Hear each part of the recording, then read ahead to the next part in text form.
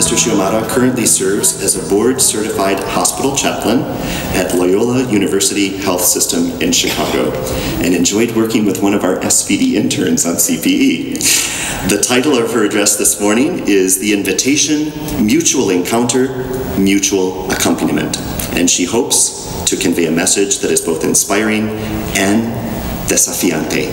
Please help me to welcome Sister Xiomara.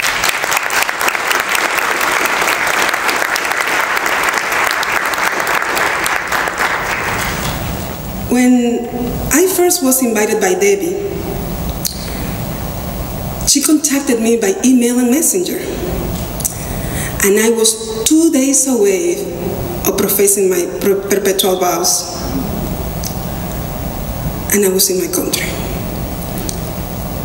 The short version of the message went like this: Debbie, I sent you an email.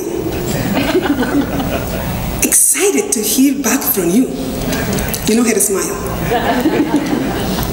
I am writing to you with exciting news that I would like you to pray and to think about accepting an invitation to speak at the NRVC Convocation in Buffalo, New York.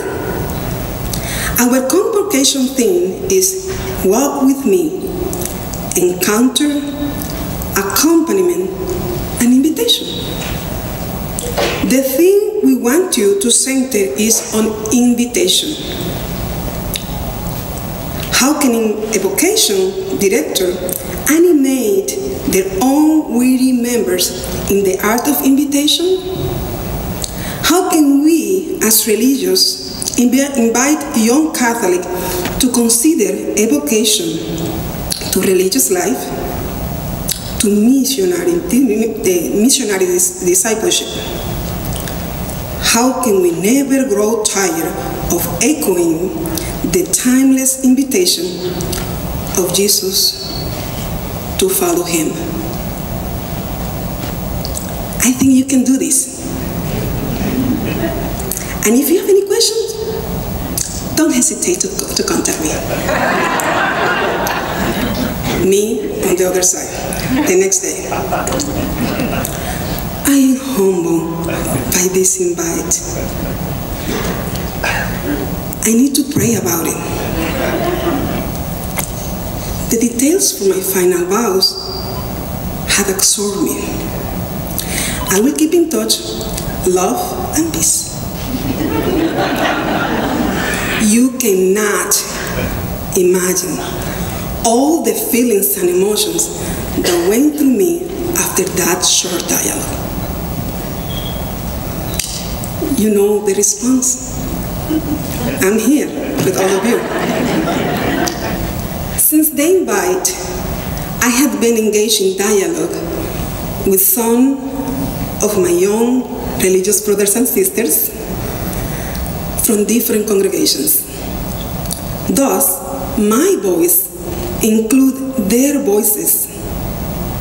Today, I am deeply humbled to be here and to be able to share with you from my experience, struggles, hopes, dreams, and passion for the present and the future of religious life. As a good Dominican, I have contemplated, and I will now share with you the fruit of my contemplation.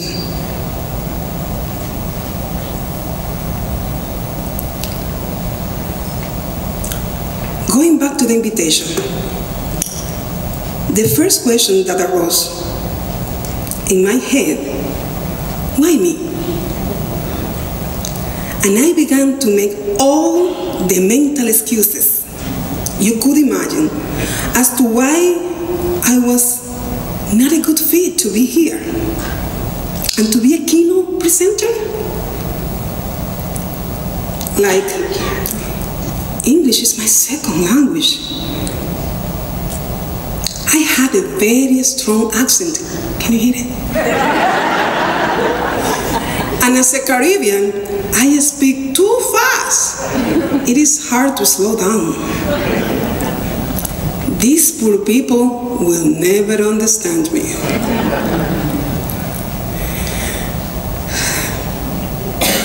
Exactly a year ago, our congregation, along with 49 other congregations of men and religious women, gathered in a convocation that took place at CTU in Chicago. The title was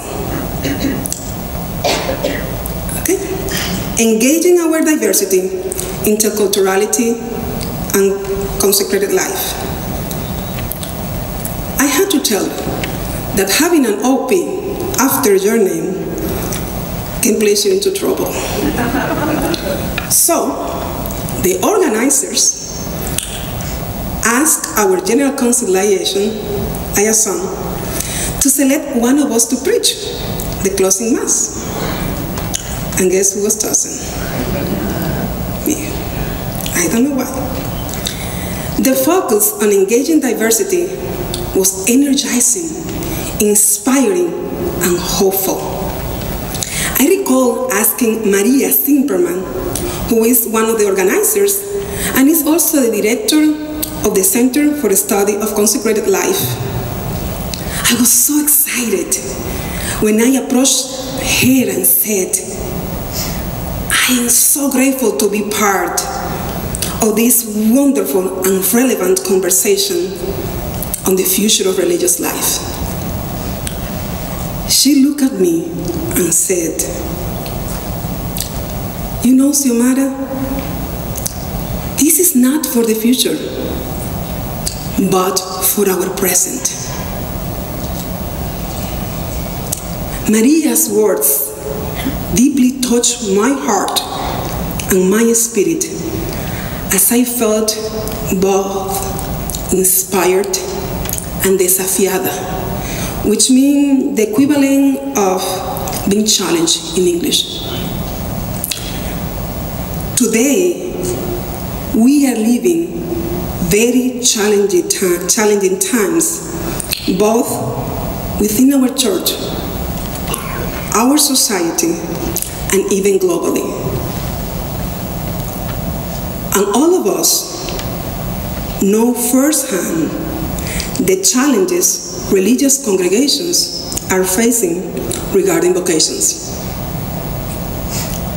I am very grateful for how Father Gant and Dr. Ospino paved the road for me and my presentation as they masterfully exposed our major challenges yesterday. I do not know about you, but I do not like challenges. Because for me, the word challenges implies conflict, fighting, confronting, hence has a negative connotation. After some research, I learned that in English, the word challenge means, quote, a call to take part in a contest or a competition, especially a duel. Also, challenge is an invitation to engage. Then, of course, I went to my original language, and I realized that in Spanish, we have two words for challenges: reto y desafío.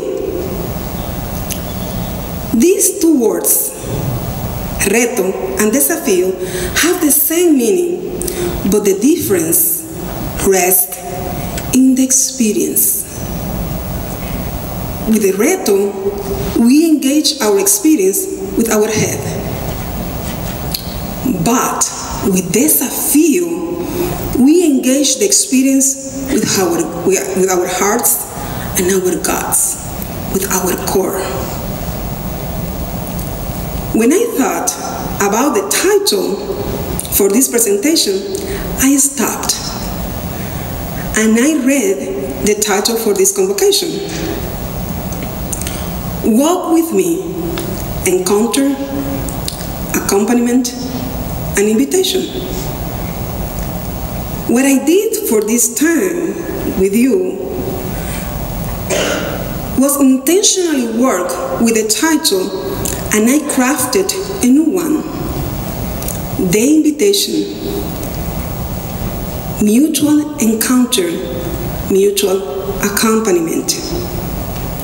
I purposely placed the word invitation first because I want to invite us to reflect on the realities of our Catholic Church, our religious congregations.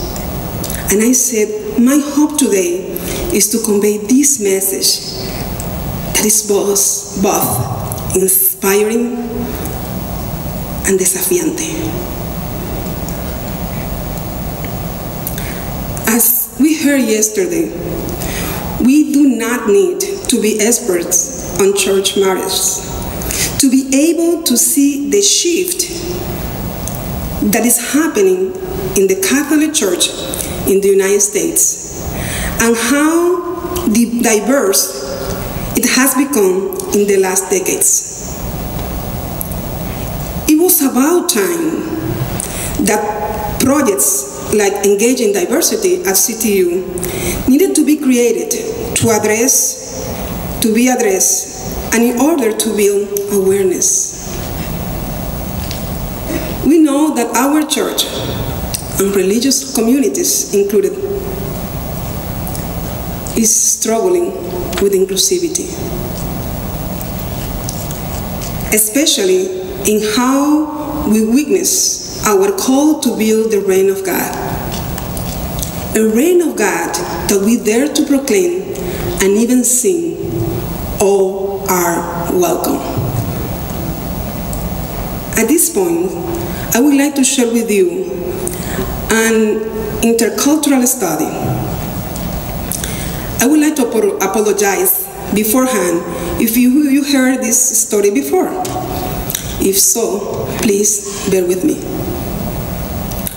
Vera was a 33-year-old woman when she entered the religious life. She's originally from Latin America and was a successful businesswoman. English was her second language and Spanish her first.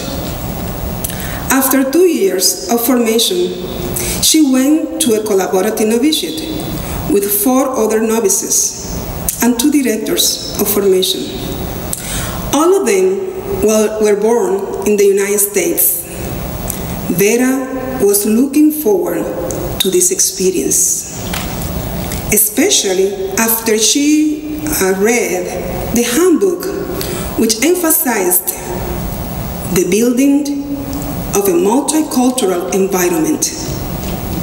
After 2 months into the program, one of the directors called her into her office and inquired why she was always talking about her country. The director said, each time you are talking,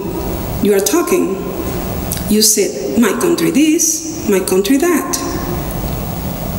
Didn't your congregation teach you about this country? Then she continued, you are the one that has to adapt to our culture because you are the one that came here. We don't have to adapt to you. Vera was in shock. She felt a great disillusion. She didn't know what to say and went to her room and cried.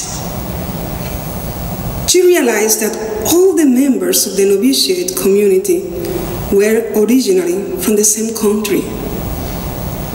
They had similar experiences growing up in this country, like talking about high school proms, homecoming festivities, movies, music, and food. All very foreign experiences for Vera.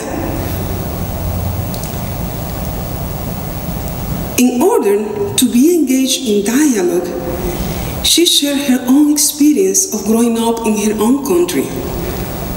It seems that her stories were not welcome or appreciated by the community. That was the beginning of a series of conversations in which she was criticized by sharing her own experiences. I want you to imagine for a moment how Vera felt, especially after she went back to the program handbook, which philosophy stated, our relationships are marked by a spirit of discipleship, joy, respect, mutuality, openness, and inclusion. We celebrate the grace of multiculturalism present among us, and we open ourselves to ever greater diversity. Imagine the dissolution of her expectation in community living, her hurt, shredded trust, and the impact on her vocation.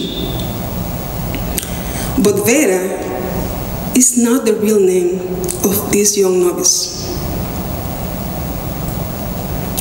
I am Vera, the Vera of this story. The struggle of dealing with diversity in religious life today is real. But you know what? This struggle is not new. The first Christian communities also have their own struggles in this area. When Paul said in the letter of the Galatians, there is no neither Jew or Gentile, neither slave nor free, nor is there male or female, for you are all one in Christ Jesus. It seems clear that this community of Paul had some issues regarding diversity and embracing all. In the gospel, Jesus also was confronted with this kind of dilemmas. In his case, it was his encounter with a Syro-Phoenician woman. Even when some interpret this encounter as Jesus' teaching moment, if that is the case, this way of teaching was rather harsh. This liberating encounter touched deeply Jesus' heart.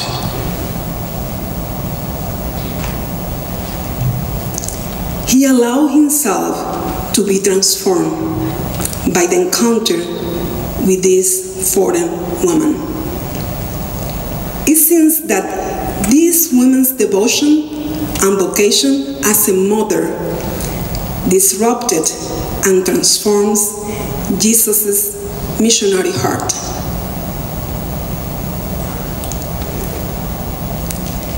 In a more contemporary experience, we Dominicans can attest of our difficulties in welcoming diversity.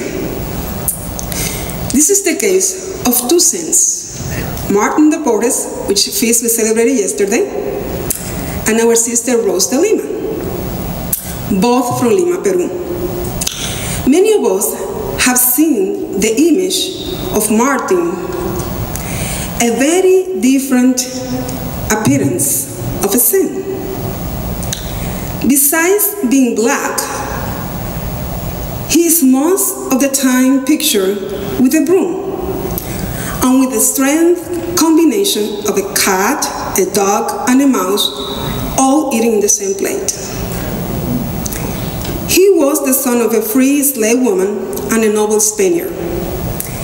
Even though he was trained as a healer, the equivalent of physician today, he gave himself as a slave to the Dominican friars in order to pursue his vocation. He knew well he would never become a priest due to his skin color. The Dominicans did not believe in slavery and accepted him as a servant, receiving him as a brother. Time proved that his humble assignments did not hinder him to be a healer, a great cook for the poor, and peacemaker, and from answering God's call. In the second case, we have Rose de Lima. She was the daughter of a Spaniard officer and a criolla, which means her mother was a Spanish descendant, but born in America. Many know of her. She was a late Dominican woman, and portray her for her ascetic life. What many don't know is that she attempted to enter religious life twice. She was very aware that not everybody was accepted into the convents, especially if the woman was black, nor if the woman was indigenous, Moor, mulatta, or other mixed race. Rose, bothered by this reality, refused to enter. And instead, she chose to consecrate her life to God privately. Eventually, she started a new Dominican community. She made sure that all were welcome, including her diverse friends, the poor woman she ministered to, and even her own mother. Unfortunately, she died just before her community was recognized by Rome. She became the first saint in America. Rose's example of inclusivity in religious life inspired me as a young sister and as a religious woman today, so I perform her. Martin and Rose's life was very different because they lived on the colonization time, where the colonizer had an attitude of superiority over the people they conquered and any other race that was not white. Religious life was not exempt of that kind of attitudes. We could say that we are far ahead from Martin's and Rose's time, as most of our congregations accept diverse vocation. Unfortunately, this colonization attitude continues to be present. The struggle lies in how we deal with diverse vocations and how we treat one another. A few years ago, I have a wonderful conversation with one of my Dominican friends, Ceni Heron. She's from Mexico and belongs to the Sisters of San Joseph, Mission San Jose, in California. She just came back from a conference on religious life in Latin America today. She was one of the presenters, and she shared with me some of her insights. The first thing she said is, we need a descolonization. We need a decolonization of our religious congregations both men and women. La esencia y la experiencia son vitales para los pueblos originarios. Essence and experience are vitals for the native people. She called the native people pueblos originarios, which can be translated as the original people of the land. When a woman is accepted into a formation program, the first thing they are asked is to cut their long, long hair, and they feel they look like a boy. She asks these women who come to religious life, they're asked to change their clothes, their garments, and they are asked not to speak their own native languages and to adapt the language of their congregations. If a man is native and not white or European descendant, he very seldom or never will be given the opportunity to do advanced studies. The problem is that in Latin America, we overvalue whiteness and European cultures. We have a problem of cultural self-esteem, as many still today operate from a mentality of conquistados y conquistadores, conquered and conquistadors. Family experiences shape the way we relate. The chain continues into religious life. In our countries, we have an urgent need for a cultural reconciliation and transformation. We need to break the chain of exclusion, and this includes religious life. Newcomers have to adapt to the way religious life operates. And the reality is that many of the formation programs, she said, are formaciones patriarcales y eurocéntricas. Formation programs who are patriarchal and Eurocentric. We need more authentic religious life.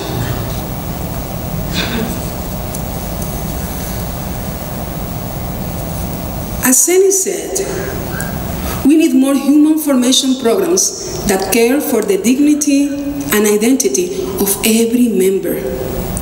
Programs that help build the interior of the person, honoring sus propias experiencias y simbologías, honoring experiences and symbolism. We need to prepare men and women to become testimonios vivos de Dios, to be living testimonies of God. We need to preach verdades liberadoras, to be living testimonies of God. We need to preach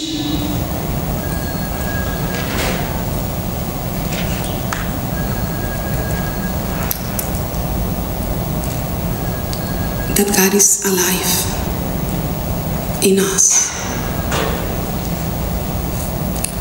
As you heard the reality in Latin America, is there any parallel with the way we live and form religious life in the United States?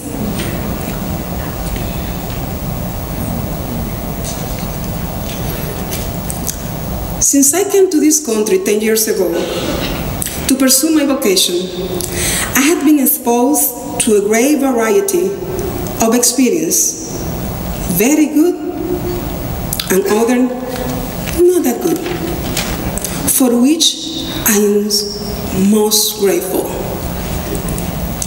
Being part of Giving Voice for the last 9 years has also helped me to be exposed to a greater experience, sharing, dreaming with young women in religious life.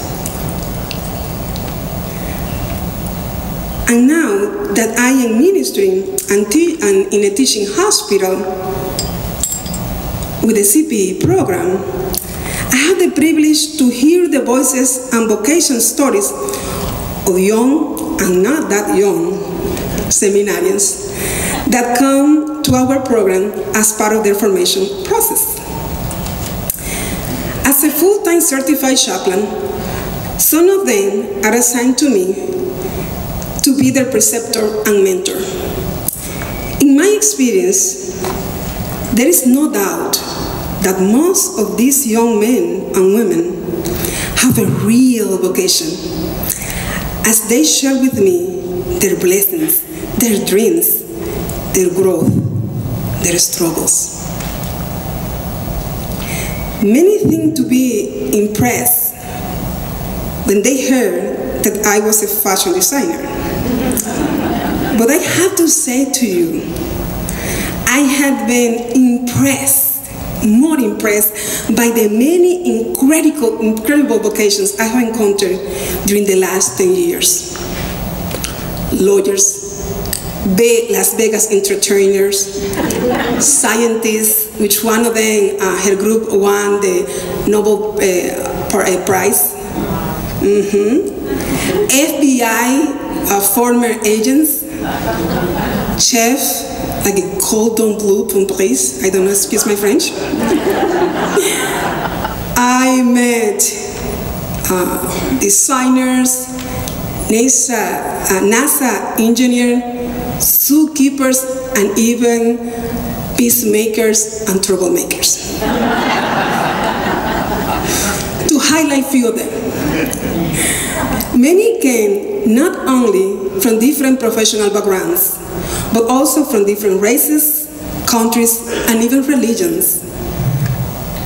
What we all have in common was our search for meaning and purpose, which was not fulfilled by our professional and intellectual achievements.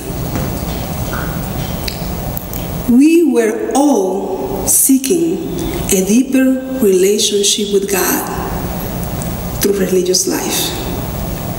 We share the need to belong, to pray, to form, and to live in community, to be embraced, nourished, to love, and to be loved. But when our humanness take the lead in us, and our sisters and brothers, the struggle is real. And if we add another layer, and we bring diversity into the struggle, it's even deeper. Please allow me to share 3 little stories of 3 different struggles. A successful business African-American man entered religious life after a missionary bug bit him on a trip to Latin America. He joined a missionary group, and for the first thing he was asked was to cut his long, clean, beautifully braided hair. When he shared this story with me, I could feel the grief through his eyes. There was time I was walking behind him just on the hallways, and he was touching his new haircut. And in another occasion, I met an upper middle class Filipino descendant who entered a diocesan community. As part of his vocation, he was sent to Mexico formation. He was sent to Mexico to learn Spanish. When it was time for him to be sent to do his practicum in parishes, he was assigned to the poorest ones in the diocese. He was told that he was sent there because the people in the parishes were closer to his culture.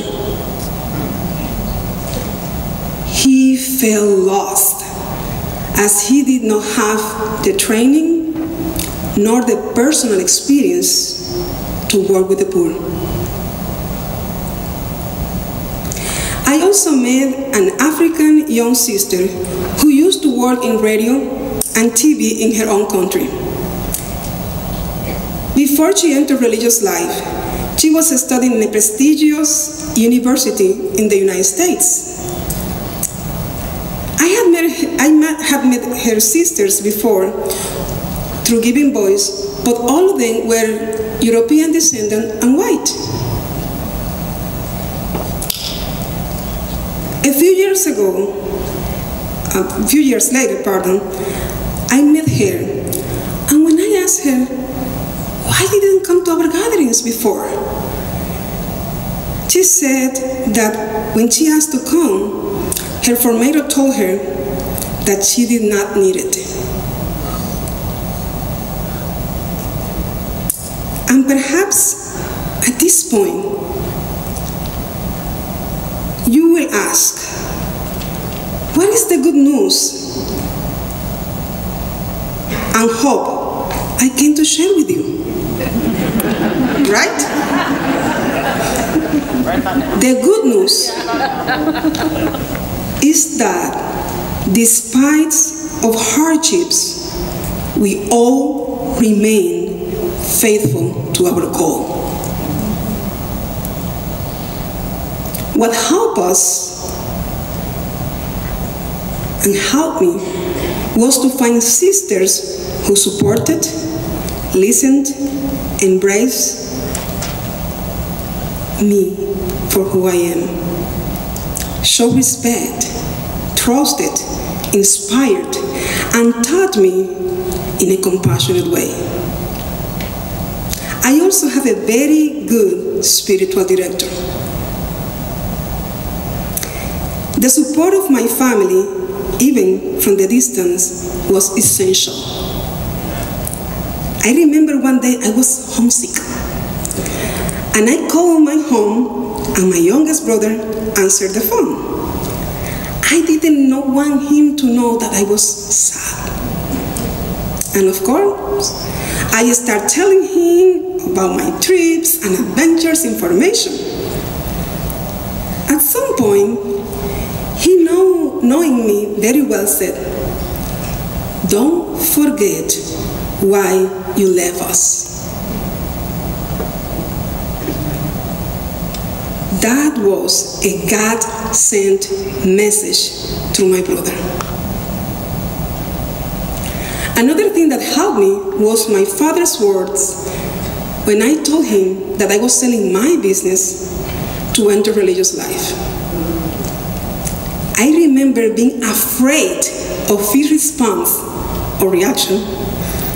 After he and my mom paid all my studies, all my education, he looked at my eyes and said to me, "Are you happy?"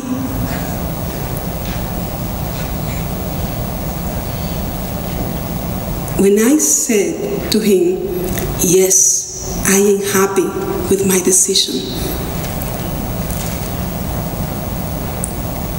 he told me, "If you are happy, I am happy."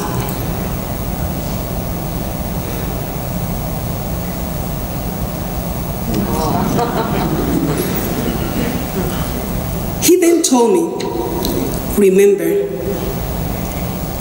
that you can always come back home." The love and words of my very generous father helped me during my most difficult times in initial formation. Yes, there is hope in religious life. The Spirit of God, the Spirit of love, is still at work and continues calling. Many of us follow the Synod of Bishops. The Catholic news service reported about Sister Brianna, the 27 years old who spoke at the opening of the synod regarding accompaniment.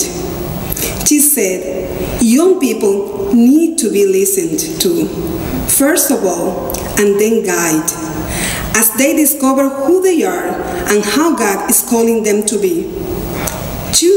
She was surprised by how many desires young people have in common, despite their many countries and cultures. They found joy of getting to know and being known. They laughed, played songs, chatted. They found communion and community. She continued, we young people want dialogue, authenticity, participation, and there we found welcome by adults who were open and wanting to know what we carry in our hearts. Paraphrasing the pre-synod that she helped to summarize, her final statement said, in short, we want to be met where we are, intellectually, emotionally, spiritually, socially, and physically.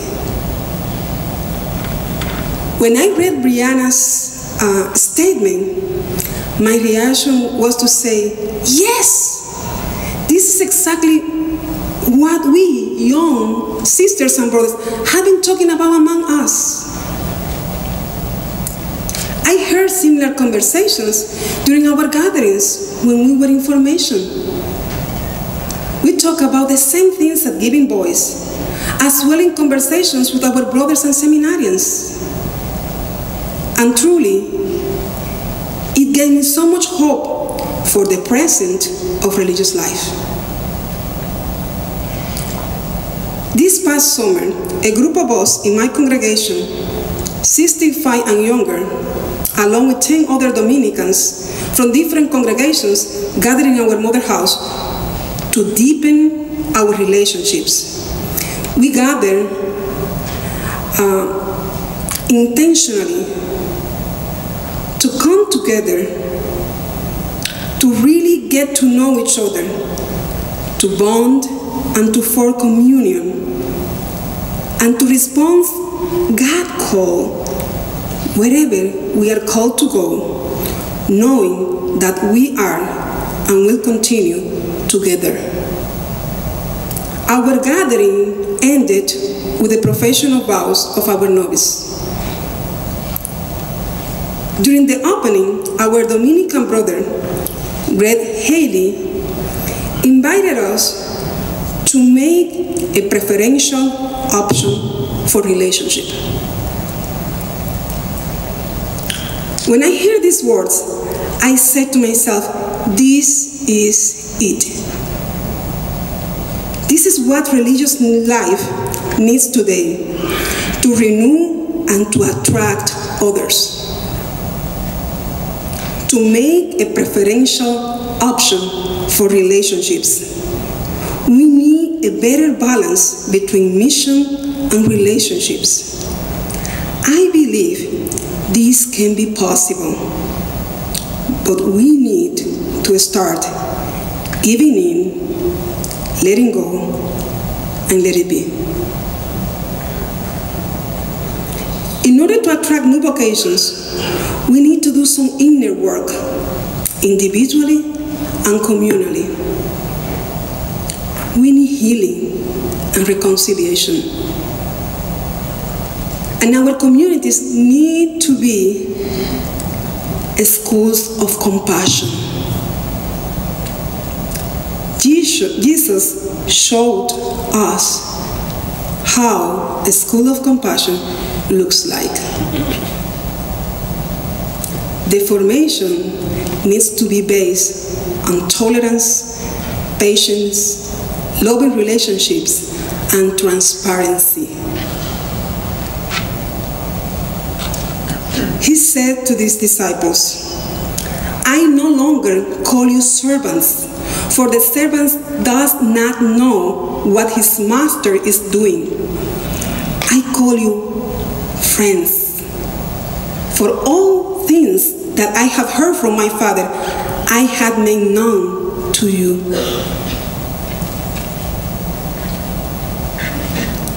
Imagine this picture. The leader of a group preparing a breakfast for his community after they abandoned him, betrayed him, and denied him.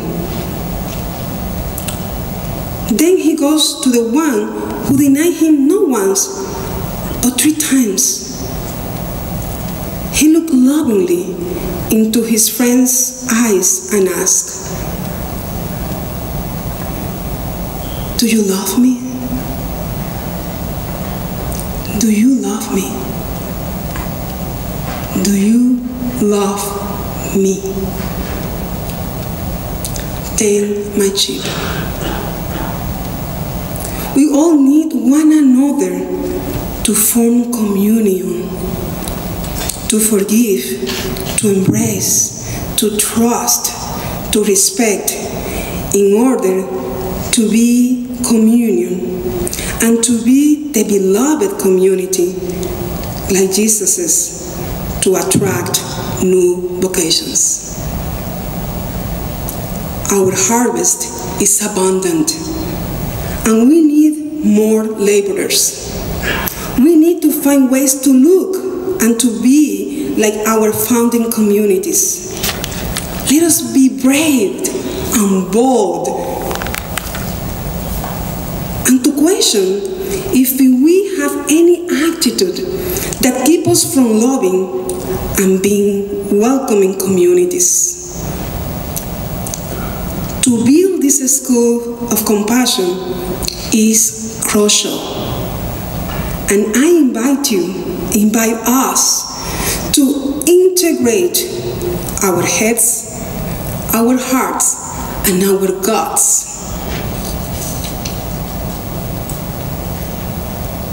Jesus said it clear today in the gospel. Love God with all your heart, your mind, your everything.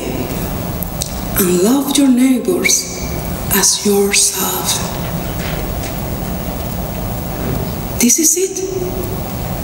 Love.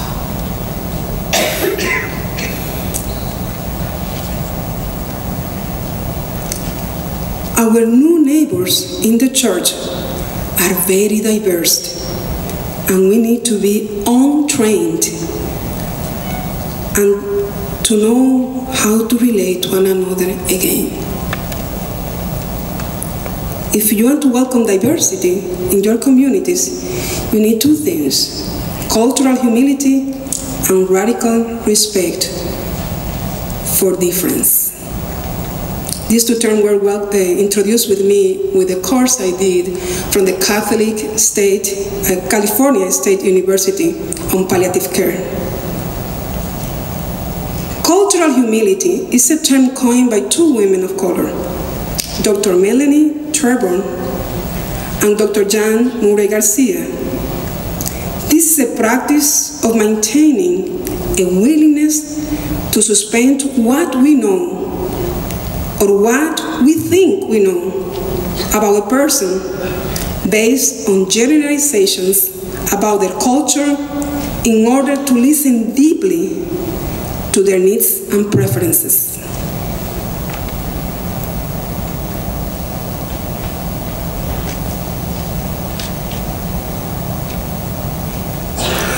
There is an element of intentionality, of thinking of ourselves as learners, which take away the pressure to have everything figured out. As Sarah Richards said, radical respect for difference is an active endeavor that creates hospitality. I have learned and believe cultural humility and radical response for difference encourage compassion, sensitivity, and awareness in the process of discernment and formation.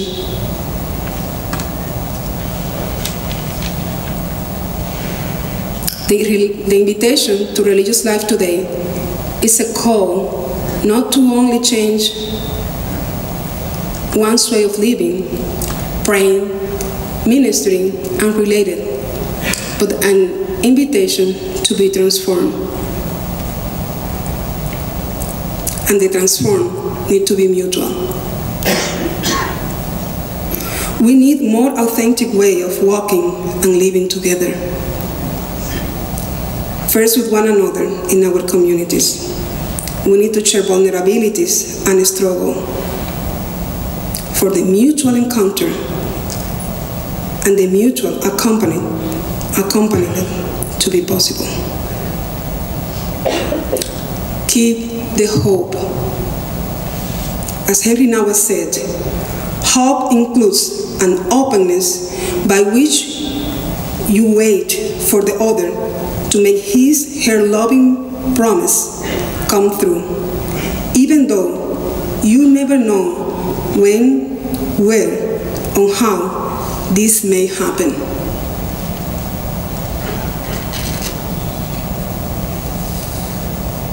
My hope is that in religious life and our religious vocations draw us into a deeper loving relationship with God, with one another, and all God's creation.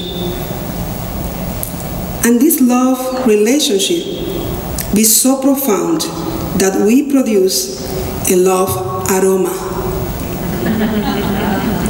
a God aroma, that attract other men and women to come to this journey with us. A journey that invites to walk in mutual encounter and mutual accompaniment. At the end, what is this all about? It is about love, being loved, and being in love, isn't it? Gracias.